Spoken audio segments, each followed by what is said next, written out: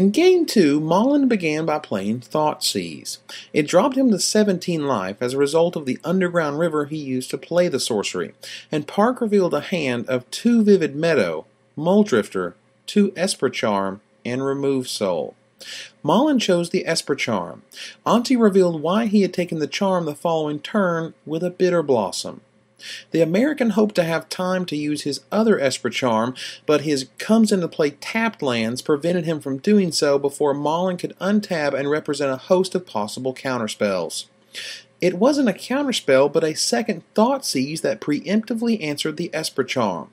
But Malin's early mana troubles and playing 2 copies of the discard spell left him at 12. In a surprise move, Malin opted to make his opponent discard not Esper Charm but Cryptic Command, and revealed why by playing a second Bitter Blossom. "This won't be a long game," the Finnish pro said, referencing the fact that he would either die to his own enchantments as his opponent contained the fairy rogues from them, or quickly overrun Parke with the 1/1s. Jamie was content to move into the all-in on Bitter Blossom plan, using Esper Charm to target himself and drawing 2 cards.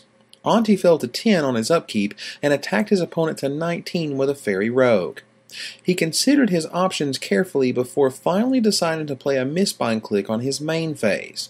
He had already seen a Remove Soul from Jamie Parke and knew the 4/4 wouldn't resolve on his opponent's upkeep. The monster was a beatstick that would seriously increase his clock and got rid of one of the Bitter Blossoms, but Jamie fired right back with a Muldrifter for 5 mana that kept cards flowing to his hand. The next attack from Malin left the totals at 13-7 in Jamie's favor, but Parke made no effort to change things on his own turn. Instead, he used Muldrifter as a chump blocker on Mistbind click, falling to 10 from Fairy Rogues, then played an end-of-turn Jund Charm, set to 2 damage to all creatures. That would wipe out Antti's board entirely and leave him with 2 Bitter Blossom eating away at his depleted life total. Shockingly, the spell resolved, and from the viewing crowd off in the distance, cheers erupted. A second Muldrifter hit for Jamie, but Antti played a Remove Soul to counter the 2/2, leaving him blue mana floating. When Jamie had no other place for the turn, the floating mana was dumped into a Mutavault.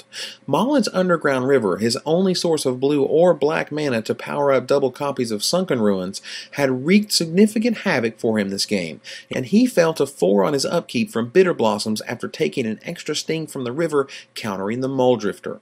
Trying to maneuver a win out of the situation, Antti activated Mutavault and attacked Jamie to 8, playing a second in the process. Malin fell to 2 during his next upkeep, but was exactly 2 short of lethal and was set to die on his next upkeep. With no miracle solution existing in Standard, the players were now on to the 3rd game. Jamie Parke is now tied 1 to Antti Malin's 1.